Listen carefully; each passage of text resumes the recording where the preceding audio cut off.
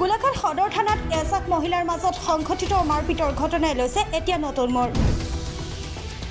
অংকুৰ দাস নামৰ যুৱকজনে তীব্ৰ বেগেৰে আহি এটি কণমানি শিশুক খুন্দিয়াই আহত কৰি পুনৰ কণমানিটিৰ পৰিয়ালৰ কেইবাজনো সদস্যক মাৰপিট কৰিছে বুলি ভুক্তভোগী পৰিয়ালে প্ৰতিক্ৰিয়া প্ৰকাশ কৰিছে।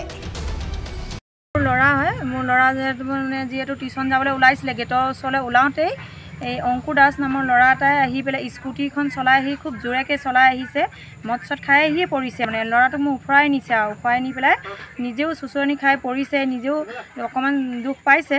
কিন্তু মোৰ ল'ৰাটোক পৰি যোৱাৰ পাছতো মোৰ ল'ৰাটোক চোৱা নাই তাই, এই ল'ৰাটোৱে অংকুৰ দাস নামৰ ল'ৰাটোৱে। কিন্তু মোৰ ল'ৰাটোক অকণমান চাই মেলি সি মোবাইল বনাই দিবলৈ কৈছে। সি কৈছে মোৰ স্কুটি কোনে ভাল কৰি দিব, মোৰ মোবাইল কোনে বনাই দিব, মোবাইল ভাল কৰি দিব লাগে, এনেকৈ চিঞৰিছে। তেতিয়া মোৰ ভণ্টি, ডাঙৰ ভণ্টি আছিলে, ভণ্টিয়ে ক'লে যে তই মোবাইল কি চিঞৰিছে, ল'ৰা আজি কি হৈছে দেখা নাই, মোৰ ল'ৰা চেঞ্চলেছ হৈ গ'ল। গতিকে মোৰ ল'ৰাটো ঠিক কৰাৰ কথা চিন্তা কৰা, তোৰ মোবাইল কোনে ঠিক কৰিব বোলো, তই মোৰ ল'ৰা চাগে যা, মোৰ ল'ৰাক ট্ৰিটমেণ্ট কৰ বুলি কওঁতে মোৰ দেউতাৰ লগতে আছিলে, সি পলাবলৈ লৈছিলে। পলাবলতে দেউতাই ক'লে যে তই ক'ত পলাইছ, মোৰ ল'ৰা চা, মোৰ নাতিক ভালকৈ চা, মোৰ নাতিক ঠিক কৰ বুলি কওঁতে সি একদম উল্টা খুব চিঞৰিছে যে মোৰ স্কুটি ঠিক কৰ, মোৰ মোবাইল ঠিক কৰ বুলি তাৰ কথা এটাই আৰু।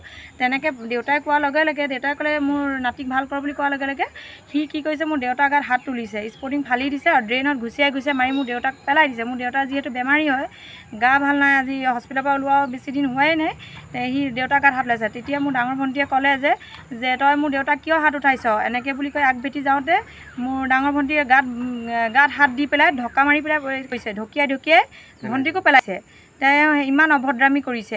সেয়া অভদ্ৰামী কৰোঁতে স্থানীয় লোকসকলে দেখিছেই, তেওঁক কোনো পিটাই নাই। তেওঁ নিউজবিলাকত কৈছে যে স্থানীয় লোকে খুব পিটিছে তেওঁক বোলে, কোনোৱে পিটাই নাই তাক, তো কোনোৱে পিটা নাই। তাৰ বায়েক আহিছে, ল'ৰাটোৰ বায়েক আহি পেলাই কৈছে তাক পলুৱাই লৈ গৈছে বায়েকে, মাৰিছ যদি ভালকৈ মাৰ বুলিও কৈছে বায়েকে। মোৰ দেউতাক যেতিয়া পিটি আছিলে তেওঁ কৈছে মাৰিছ যদি ভালকৈ মাৰ বুলি এনেকৈ কৈছে, কৈ মেলি আৰু লগত স্কুটিত বহাই মেলি থানালৈ লৈ গ'লগৈ। আৰু মোৰ যি এজনী ভণ্টিজনীয়ে গম পোৱা নাছিলে যে মোৰ ল'ৰাটো যে মইতো আৰু চিধা হস্পিটেল লৈ গ'লোঁ ল'ৰাক, মই হস্পিটেল লৈ গ'লোঁ আৰু মই ৰিক্সাত বহি কান্দি কুটি আৰু ল'ৰা বেহুচ মই ল'ৰাক পাছত মোৰ ভণ্টি আহি গম পালে যে এজেহাৰখন থানাত দিবলৈ যাওঁতেই সিহঁতি কি কৰিছে, থানাৰ সন্মুখৰ পৰা 50-60জন মানুহ আহিছে, মোৰ ভণ্টিক মানে ইমানেই বেয়াকৈ মাৰিছে, সিহঁতৰ গোটেই ফেমিলি মানুহ উঠি পেলাই মোৰ ভণ্টিক মাৰিছে।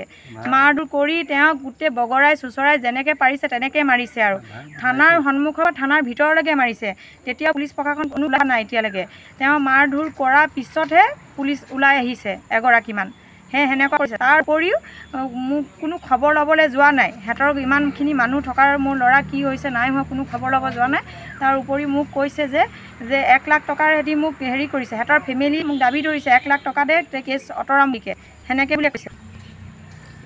মোৰ ভণ্টি এজেহাৰখন থানাত দিব নাপালে, তেতিয়াই তেহঁতি মাৰধৰ কৰি মোৰ ভণ্টিক একদম থানাৰ ভিতৰৰ পৰা নি একদম বাহিৰলৈকে চুচৰাই নি খুব পিটিছে, কথাৰ হেৰিয়ে নাই মানে সিহঁতৰ কোনো। তাৰপিছত মোৰ ভণ্টিৰ নাম, তাৰপিছত ভণ্টিক যেতিয়া পিটি আছিলে খুব মাৰধৰ কৰোঁতে মোৰ সৰু ভাইটিয়ে 16 বছৰৰ, তেওঁ বচাব যাওঁতে মোৰ ভাইটিকো খুব পিটিছে। মোৰ ভাইটি সৰু ল'ৰাটোৱে কি দুখ কৰিছিলে, মোৰ ভণ্টিয়ে কি দুখ কৰিছিলে, দেউতাই কি দুখ কৰিছিলে, সিহঁতক যে ইমান যে মাৰিছে, মোক এইবোৰ কাৰণত মোক ন্যায় লাগে সিহঁতৰ পৰা।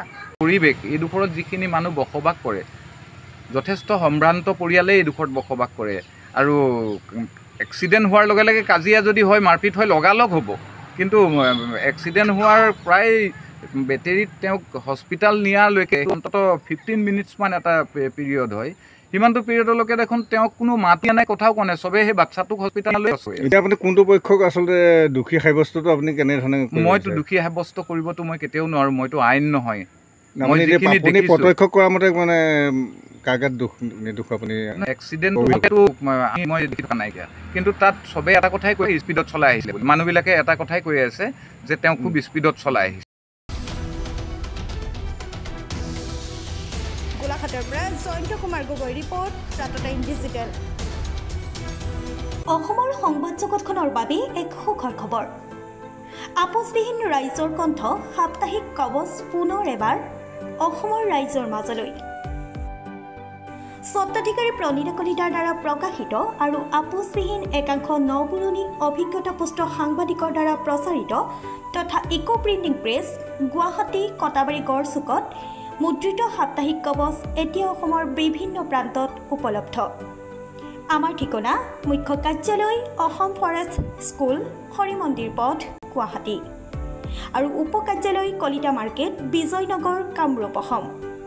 মোবাইল নম্বৰ হৈছে 9435114666 70024728813। আমাৰ ইমেইল আইডি হৈছে kobos2025@gmail.com।